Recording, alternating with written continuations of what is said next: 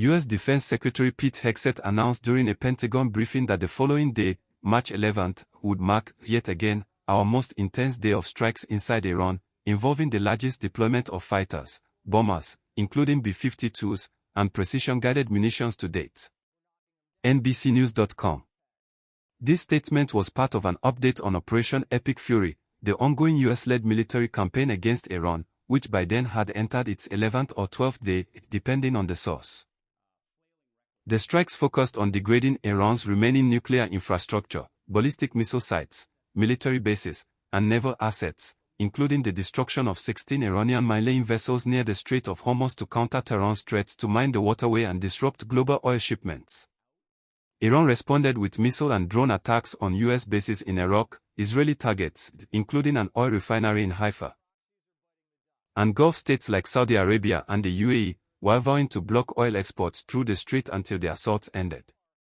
The U.S. reported no major casualties from these counterattacks, but the exchanges escalated regional tensions, with oil prices fluctuating wildly and over 1,700 deaths reported overall, mostly in Iran, including civilians. The phrase "the most intense day of strikes is coming to Iran" appears to originate from Hegseth's remarks but gained viral traction through pro-Trump and MAGA-line posts on X, formerly Twitter, often hyping the strikes with dramatic language about doomsday bombers, and criticizing Democrats for allegedly waving the white flag and claiming the U.S. was losing. These posts framed the operation as a decisive American victory under President Donald Trump, emphasizing the B-52's capacity for 70,000 pounds of ordnance, including potential nuclear options, though no nukes were used, and quick regime decapitation. The conflict, known as the 2026 Iran War, erupted on February 28, 2026, with surprise joint U.S.-Israeli airstrikes on Iranian cities like Tehran, Isfahan, and Qom, targeting nuclear facilities, ballistic missile sites, military command centers, and government leadership. These strikes killed Iran's supreme leader Ali Khamenei, later succeeded by his son Mojtaba, who was reportedly wounded, and other top officials, effectively aiming for regime destabilization or outright change. U.S. and Israeli officials described it as a preemptive action to neutralize an imminent threat from Iran's advancing nuclear program and missile arsenal, which they claimed could soon reach Europe and the U.S. homeland. Key build-up events: nuclear standoff, 2025 to 2026 diplomacy collapsed after Iran enriched uranium to 60%, near weapons grade, and restricted IAEA inspections. A June 2025 Israeli operation, backed by limited U.S. strikes, hit key sites like Natanz and Fordow, but Iran rebuilt and accelerated its program. Indirect talks mediated by Oman failed when Iran rejected demands for verifiable dismantlement. Israeli advocacy: Prime Minister Benjamin Netanyahu urged Trump for months to strike a weakened Iran, citing its internal protests, economic sanctions, and losses from prior conflicts, e.g., the Israel-Hamas war and proxy battles with Hezbollah. A December 2025 meeting at Mar-a-Lago reportedly sealed U.S.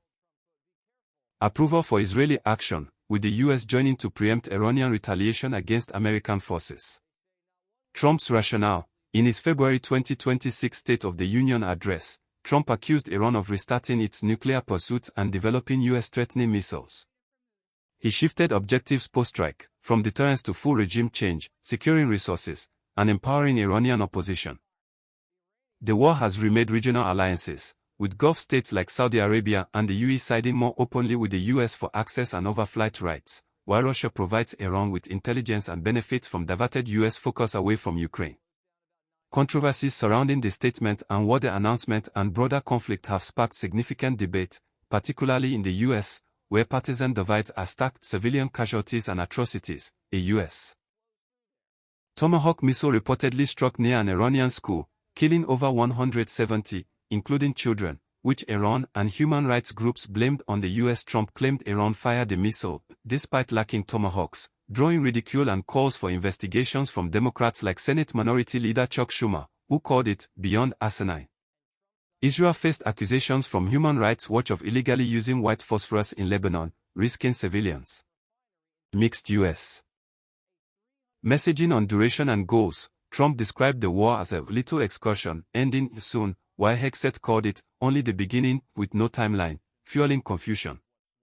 White House demands for Iran's unconditional surrender, including missile dismantlement and regime change, were vaguely tied to Trump's personal judgment, raising fears of endless escalation.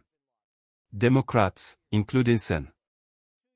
Richard Blumenthal, warned of potential ground troop deployment after briefings, putting American lives at risk without clear strategy.